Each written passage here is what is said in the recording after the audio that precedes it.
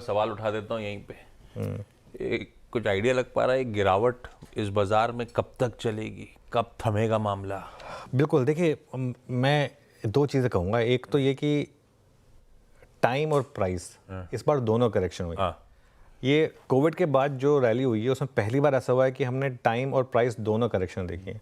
वरना अब तक जितने भी करेक्शन होते थे या तो मार्केट टाइम वाइज कंसोलिडेट करता था, प्राइस नहीं गिरता था, या मार्केट खटाक से गिरता था और उसके बाद मार्केट रैली कर जाता था। उसका सबसे बड़ा एग्जांपल था इलेक्शन के बाद का जो वर्डिक्ट आया था। मार्केट एक बार गिरा, फटाफट आ गया। या फिर जो वो हिंडनबर्ग की रिपोर्ट आई थी अदानी पर बजट के टाइम पे, मार्केट 3-4 दिन गिरा, उसके बाद मार्केट एकदम से अचानक भाग गया।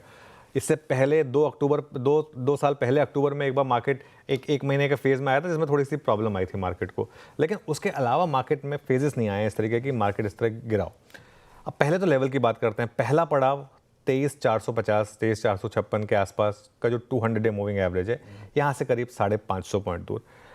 नॉर्मली एक bull market 200 day moving average को पहले टेस्ट में डिफेंड करती है। तो ये एक पॉसिबिलिटी है कि यहाँ पर मार्केट थोड़ा सा एक सपोर्ट ले, थोड़ी सी रैली करे। लेकिन आप ये ना एक्सपेक्ट करें कि जैसा हर बार होता आया है कि मार्केट गिरा और इमीडिएटली मार्केट ने knew all time high hit कर लिया।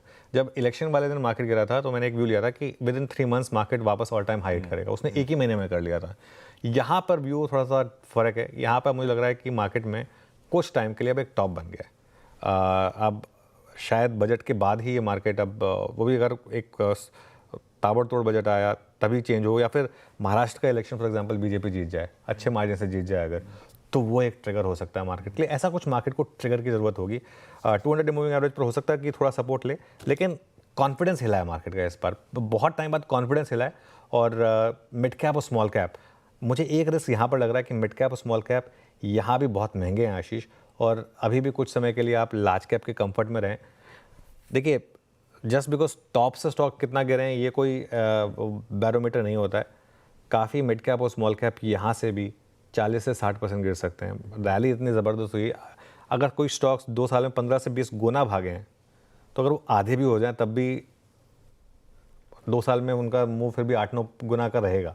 ठीक है ना? तो ऐसे कई स्टॉक्स हैं जो मुझे लग रहा है कि यहाँ से भी 40 से 50% तक गिर सकते हैं। तो केयरफुल रहें, इस चीज़ का ध्यान रखें।